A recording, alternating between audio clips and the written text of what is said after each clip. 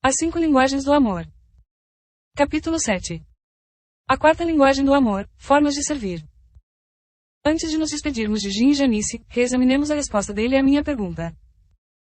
Você se sente amado por Janice? Eu sempre me senti amado por ela, Dr. Chapman. Janice é a melhor dona de casa do mundo. Cozinha como ninguém. Minhas roupas estão sempre limpas e passadas. Ela é ótima para lidar com as crianças. Sei que ela me ama. A primeira linguagem do amor de Jim é o que eu chamo de formas de servir, ou seja, aquilo que você sabe que seu cônjuge gostaria que você fizesse. É procurar agraciar realizando coisas que ele ou ela aprecia, expressando amor através de diversas formas de servir. Estas formas podem ser as mais variadas possíveis, tais como preparar uma boa refeição, pôr uma mesa bem arrumada, lavar a louça, passar o aspirador, arrumar a cômoda, limpar o pente, tirar os cabelos da pia, remover as manchinhas brancas do espelho, aquelas causadas por pasta de dente. Tirar os insetos mortos do vidro do carro, levar o lixo para fora, trocar a fralda do bebê, pintar o quarto, aspirar a estante, manter o carro em boas condições de uso, limpar a garagem, cortar a grama, tirar o mato do jardim, retirar as folhas mortas, aspirar a persiana. Levar o cachorro para passear, dar comida para o gato, trocar a água do aquário, todas formas de serviço. Para que sejam realizadas é necessário pensar, planejar e executar, dispêndio de força e energia. Se feitas com o espírito certo e positivo, são incontestáveis expressões de amor. Jesus Cristo deu uma ilustração simples, porém profunda, ao expressar amor através de uma forma de serviço quando lavou os pés dos discípulos. Em uma cultura onde as pessoas usavam sandálias e caminhavam por estradas poeirentas, era costume os servos da casa lavar os pés dos convidados que chegavam. Depois daquela simples expressão de amor, o Filho de Deus encoraja os seus discípulos a seguirem seu exemplo. Anteriormente, Jesus dissera que, em seu reino, os que desejavam ser grandes deveriam ser servos uns dos outros. Na maioria das sociedades existentes, o maior reina sobre o menor, mas Cristo disse que os que quisessem ser grandes, deveriam servir aos outros. O apóstolo Paulo resumiu essa filosofia ao dizer, sirvam uns aos outros, em amor. Pude observar o impacto de formas de servir em uma pequena cidade no estado da Carolina do Norte, chamada China Grove. Ela fica na parte central daquela região, originalmente estabelecida junto às árvores chamadas Chinaberry, fruta da China, perto da lendária Mayberry, em Griffith, distante 1h30 do Monte Pilot. Na época em que esta história aconteceu, China Grove era uma cidade têxtil, com uma população de 1.500 habitantes. Devido a meus estudos de antropologia, psicologia e teologia, estive fora daquela localidade durante mais de 10 anos. Eu realizava uma das 2 visitas anuais, que costumava fazer, para manter contato com minhas raízes. A maioria das pessoas que eu conhecia, com exceção do Dr. Shin, o médico local, e Dr. Smith, o dentista, trabalhava no moinho. Havia, naturalmente, o pregador Blackburn, dirigente da congregação evangélica local. Para a maioria das pessoas que moravam em China Grove, a vida centralizava-se no trabalho e na igreja. A conversa no moinho era sobre a última decisão do superintendente e como ela afetara, particularmente, seu próprio trabalho. Os cultos focalizavam principalmente as antecipadas alegrias do céu. Naquele primitivo local americano, descobri a linguagem do amor número 4. Estava em pé debaixo de uma árvore Chinaberry, após o culto de domingo, quando Mark e Mary aproximaram-se de mim. Não reconheci nenhum deles. Deduzi que haviam nascido enquanto estivera fora.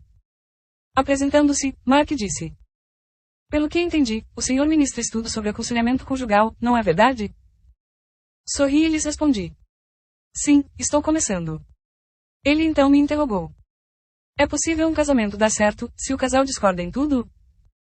Era uma daquelas perguntas teóricas a qual eu sabia que tinha um fundo pessoal. Desconsiderei a conotação teórica da pergunta e fiz de uma interrogação pessoal. Há quanto tempo vocês estão casados? Há 2 anos. E não concordamos em nada. Dê-me algum exemplo. Bem, para começar, Mary não gosta que eu vá caçar. Trabalho a semana inteira no moinho e, quando chegam os sábados, gosto de infiltrar-me na floresta. Não são todos os sábados, mas somente quando a temporada de caça está aberta. Mary, que estivera calada até então, disse: quando a estação de caça não está aberta ele vai pescar. E não é verdade que ele caça somente nos sábados. Ele sai do trabalho para ir caçar. 1 ou 2 vezes por ano, tiro 2 ou 3 dias de licença e, juntamente com outros colegas, vamos caçar nas montanhas. Não vejo mal algum nisso. Em que mais vocês discordam? Perguntei. Bem, ela quer que eu vá à igreja o tempo todo. Não me importo de ir aos cultos aos domingos de manhã, mas, à noite, prefiro descansar. Tudo bem que ela queira ir, mas não acho que eu precise estar lá também. Mary novamente replicou. Você também não quer que eu vá.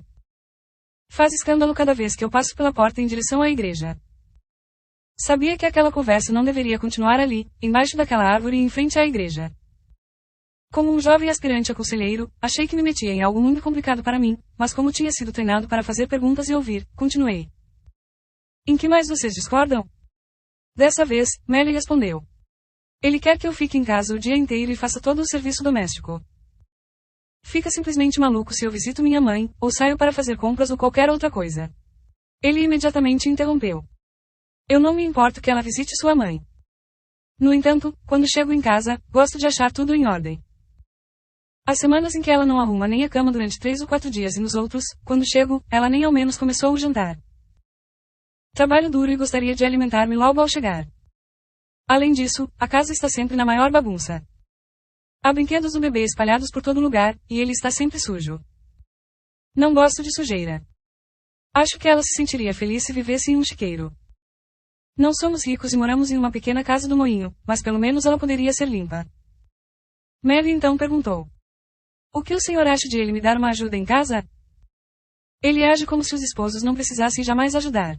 Tudo o que ele quer é trabalhar e caçar. Espera que eu faça todo o resto. Por ele, eu teria até de lavar o carro. Com o propósito de achar que seria melhor eu procurar alguma forma de ajudar e não de buscar mais problemas, perguntei a ele. Mark, quando namoravam, antes de se casarem, você já ia caçar todos os sábados? Na maioria deles.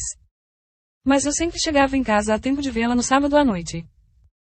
Ainda tinha a oportunidade de lavar meu carro, antes de encontrá-la. Eu não gostava de sair com minha caminhonete suja. Mary, quantos anos você tinha quando se casou? Eu perguntei. 18. Nós nos casamos assim que eu terminei o colegial. Mark formou-se um ano antes de mim, e já trabalhava. No último ano do colegial, Mark via você constantemente? Sim, ele me visitava quase todas as noites. Chegava à tarde e muitas vezes ficava para jantar com toda a família. Costumava ajudar-me nas tarefas da casa e depois nos sentávamos e conversávamos até a hora do jantar. Mary, o que vocês dois faziam depois do jantar? Ela olhou em minha direção com um sorriso sem graça e disse. Bem, o que os namorados costumam fazer. Mas, se eu tivesse algum trabalho escolar, ele sempre me ajudava. Algumas vezes estudávamos horas juntos. Certa vez eu fui encarregada de montar um projeto de Natal para a classe que se formaria. Ele me ajudou todas as tardes, durante 3 semanas. Ele foi sensacional. Mudei de marcha e engatei a terceira na área das discórdias. Mark, quando os dois namoravam, você costumava ir com Mary à igreja aos domingos à noite? Sim, eu ia. Se não fosse, não tinha como vê-la no domingo à noite. O pai dela era super exigente. E ele nunca reclamou disso. Mary acrescentou. De fato, ele parecia gostar de ir. Até nos ajudou na programação de Natal. Quando terminamos o primeiro projeto, começamos a preparar o palco para a peça natalina. Ficamos umas 2 semanas envolvidos naquilo. Ele é muito talentoso para pintar e montar cenários. Achei que começava a enxergar alguma luz no fim do túnel, mas temia que Mark e Mary não a vissem. Virei-me, então para ela e perguntei. Quando você namorava Mark, o que a convenceu de que ele a amava? O que fez com que ele fosse diferente dos outros rapazes que você conhecia? Foi a forma de como ele me ajudava a fazer as coisas. Ele tinha tanto entusiasmo em colaborar. Nenhum dos outros rapazes demonstrou esse tipo de interesse, mas parecia realmente natural em Mark. Ele chegava até a me ajudar a lavar a louça quando ia jantar em minha casa. Ele era a pessoa mais maravilhosa que eu já tinha conhecido. Mas foi só a gente casar, e tudo mudou. Ele não fez mais nada. Dirigindo-me novamente para Mark, perguntei. Em sua opinião, por que você acha que fazia todas aquelas coisas para ela e com ela, antes de casarem? Na época, para mim era natural fazê-las. É o que se espera que alguém nos faça, se esse alguém gosta de nós. E por que você acha que parou de ajudá-la depois do casamento? Perguntei. Eu acho que pensei ser como era em minha família. Meu pai trabalha e minha mãe toma conta da casa.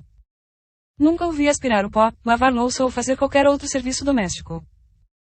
Em virtude de minha mãe não trabalhar fora, ela mantinha a casa sempre limpa, cozinhava, lavava e passava.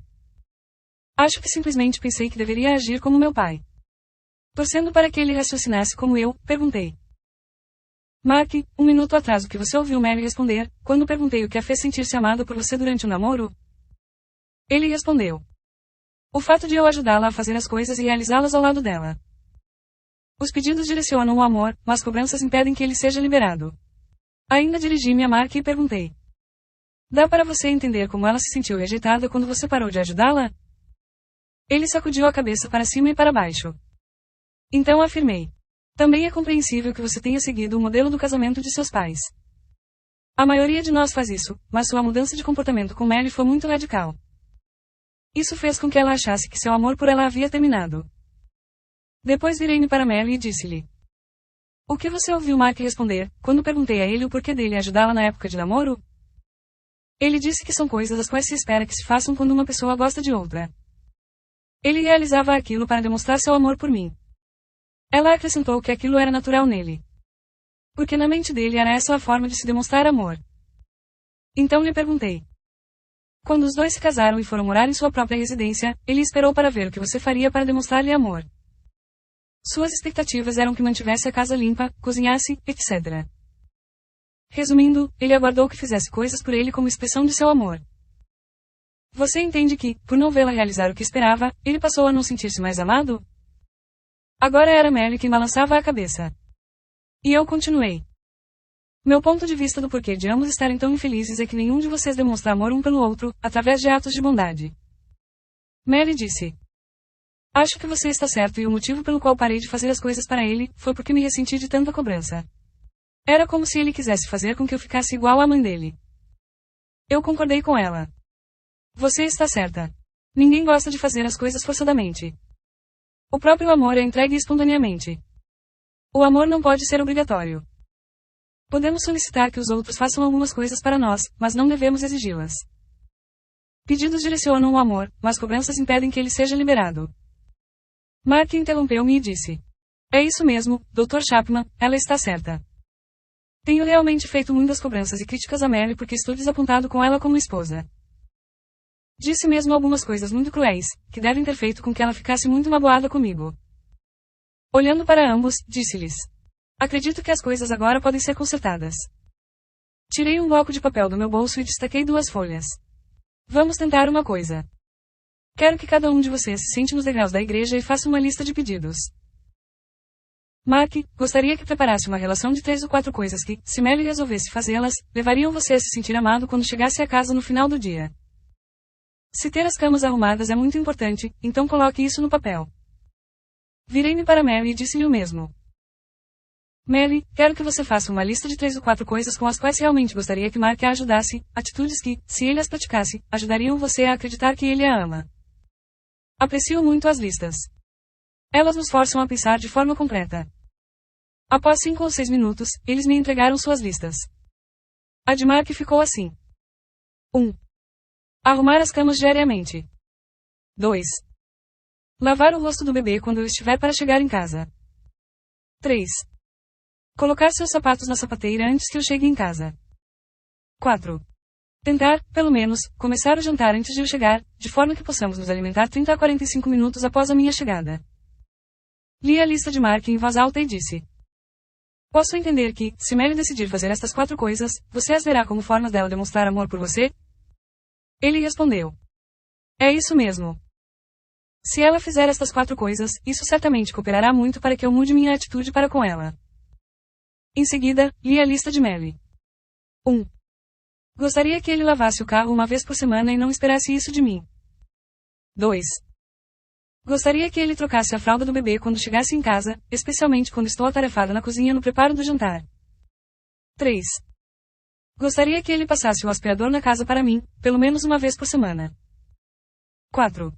Gostaria que, no verão, ele cortasse a grama todas as semanas a fim de não deixar que ela crescesse tanto, a ponto de eu ter vergonha do nosso jardim. Eu então disse. Melly, entendo o que você deseja. Se Mark decidir fazer essas 4 coisas, você as receberá como formas genuínas de expressões de amor? É isso mesmo. Seria maravilhoso se ele fizesse essas coisas para mim. Essa lista parece razoável para você, Mark? Perguntei-lhe. Você poderia fazê-las, se assim decidisse? Sim, ele disse. Melly, você acha os itens da lista de Mark razoáveis? Você poderia realizá-las, se assim decidisse? Sim, eu posso fazer essas coisas. Mas eu me sinto frustrada porque não importa o quanto eu faça, pois nunca é suficiente. Mark, você entende que propõe uma mudança do modelo de casamento que você tem? Sabe de uma coisa, meu pai corta a grama e também lava o carro. Acrescentou ele. Mas pelo jeito ele nunca passou o aspirador na casa nem trocou fralda de nenhum dos filhos, estou certo? Está. Você não é obrigado a fazê-las. Quero deixar isso bem claro, porém, se as realizar, serão comunicadas como expressões de amor a Melly. Aquilo que fazemos um para o outro antes do casamento, não garante que continuaremos a realizá-lo depois de casados. E para Melly, eu disse. Você também precisa entender que não é obrigada a fazer as coisas da lista, mas, se decidir realizá-las, estas serão 4 formas que realmente terão significado para ele. Virando-me então para ambos, disse. Gostaria de sugerir que vocês tentassem esse novo procedimento por 2 meses e então avaliassem se os ajudou ou não. Ao final deste período, talvez queiram acrescentar novos itens às suas listas e partilhá-las um com o outro. Eu, no entanto, recomendaria que não houvesse o acréscimo de mais de um item por mês. Isso faz sentido, Melly replicou. Acho que você nos deu uma grande ajuda, acrescentou Mark. Virando as costas, ambos saíram de mãos dadas e caminharam em direção ao carro. Ao ficar sozinho novamente, comecei a caminhar e disse em alta voz, acho que a igreja é para isso. Creio que vou gostar de trabalhar com aconselhamento. E nunca mais esqueci o enfoque obtido embaixo daquela árvore. Após anos de pesquisa, percebi que a situação de Mark e Melly foi muito especial para mim. Raramente encontramos um casal onde ambos possuam a mesma linguagem do amor.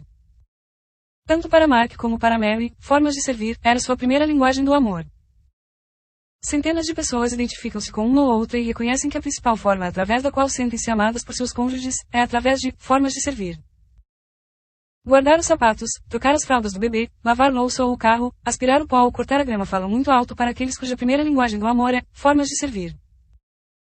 Você talvez indague, mas se Mark e Melly tinham a mesma linguagem do amor, por que possuíam tantos problemas?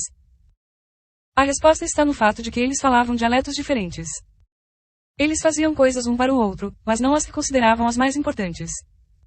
Quando forçados a pensar de forma concreta, facilmente identificavam seus dialetos.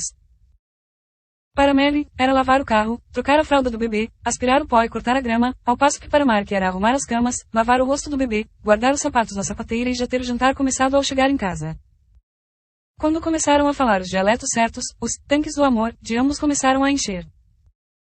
Desde que a primeira linguagem do amor de ambos era formas de servir, aprender o dialeto específico de cada um foi relativamente fácil para eles. Antes de deixarmos para trás Mark e Melly, gostaria de fazer 3 observações. Primeira, eles ilustram claramente que o que fazemos um para o outro antes do casamento, não é garantia de que continuaremos a fazê-lo depois de casados.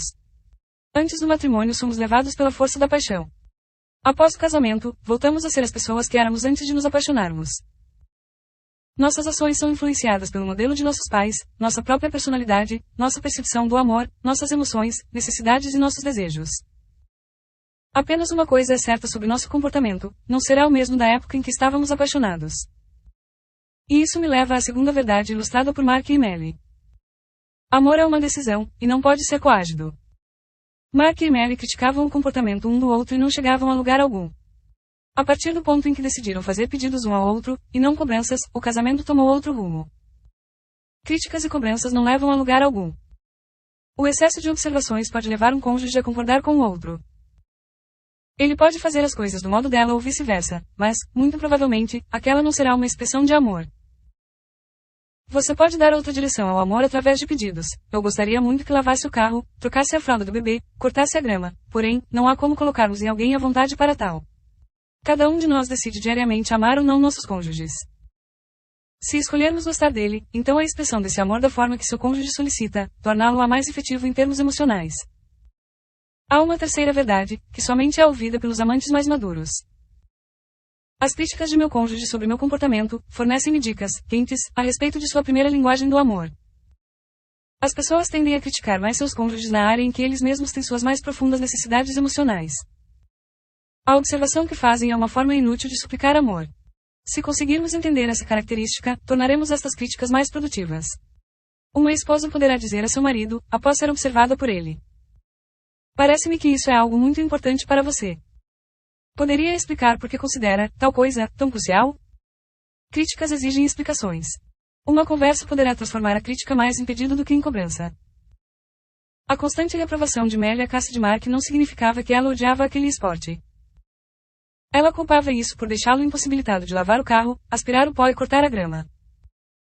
Quando ele aprendeu a suprir sua necessidade de amor ao falar sua linguagem emocional, ela se libertou para também apoiá-lo em seu esporte favorito. Capacho ou amante? Eu o sirvo há 20 anos. Isso inclui todas as modalidades de serviço. Sou seu capacho porque ele simplesmente me ignora, maltrata-me e humilha-me na frente dos amigos e da família. Não o odeio. Não lhe desejo mal, mas estou profundamente magoada e não quero mais viver com ele. Essa esposa utilizou formas de servir durante 20 anos, mas sem expressão de amor. Seus atos demonstravam medo, culpa e ressentimento.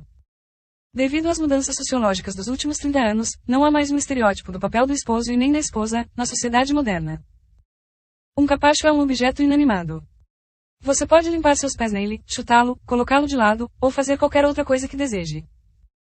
Ele não tem vontade própria. Pode servir a seu dono, mas não amá-lo. Quando nós, homens, tratamos nossas esposas como objetos, excluímos a possibilidade de receber amor. Manipulação que utiliza a culpa. Se você for realmente uma boa esposa, fará isso para mim, não é uma linguagem do amor. Coação pelo medo. Acho melhor você fazer isso para mim, se não se arrependerá, também não tem nada a ver com o amor. Ninguém deve ser capacho. Podemos ser usados, mas somos criaturas que possuem emoções, pensamentos e desejos. Temos a habilidade de tomar decisões e de agir. Usar ou manipular outras pessoas não é um ato de amor, mas de traição. Você induz a quem manipula a desenvolver hábitos desumanos. O amor diz, pelo fato de eu amá-lo muito, não vou permitir que me trate desse jeito. Não é bom para você nem para mim. Superando os estereótipos.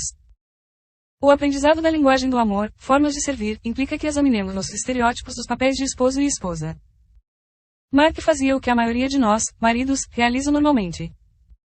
Seguia o modelo dos papéis assumidos pelos pais. Porém, nem isso ele realizava direito. Seu pai lavava o carro e cortava a grama. Mark não fazia nada disso, mas essa era a imagem mental que ele tinha a respeito do que um marido deveria realizar. Não resta a menor dúvida de que ele não se via limpando a casa nem trocando as fraldas do bebê. Ainda bem que ele teve boa vontade em quebrar seu estereótipo ao perceber como essas coisas eram importantes para Melly. Isso será necessário para todos nós se a primeira linguagem do amor de nossos cônjuges solicitar algo que pareça inadequado ao nosso papel. Devido às mudanças sociológicas dos últimos 30 anos, não há mais um estereótipo comum dos papéis do esposo e da esposa na sociedade moderna. Isso não significa, contudo, que todos os estereótipos tenham desaparecido, mas que o número deles multiplicou. Antes da era da televisão, a imagem que as pessoas tinham de um esposo e de uma esposa e de como deveria ser esse relacionamento, era primeiramente influenciada pelos próprios pais. Com a invasão da televisão e com a proliferação da separação dos casais, o modelo desses papéis tornou-se grandemente influenciado por forças de fora do lar. Sejam quais forem suas percepções a respeito, é muito provável que seu cônjuge possua expectativas diferentes a respeito dos papéis conjugais. E necessário, vontade política, para examinar e mudar estereótipos, e assim expressar amor de forma mais efetiva. Lembre-se, não há recompensas para se manter esses estereótipos, por outro lado, há benefícios tremendos em atender às necessidades emocionais de seu cônjuge. Bem recentemente, uma esposa me disse: Dr. Chapman, vou mandar todos meus amigos assistirem a seu seminário.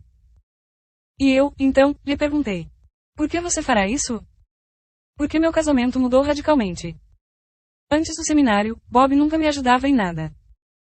Nós dois começamos nossas carreiras após a faculdade, mas sempre coube eu fazer tudo em casa. Era como se nunca tivesse passado pela cabeça dele realizar alguma coisa. Depois do seminário ele começou a me perguntar de que forma poderia me ajudar. Eu fiquei maravilhada. No início, nem acreditava que fosse verdade, mas essa postura tem persistido já por 3 semanas. Ela suspirou profundamente e continuou. Tenho de admitir que houve situações cômicas, no percurso dessas 3 semanas, porque ele não sabia fazer nada.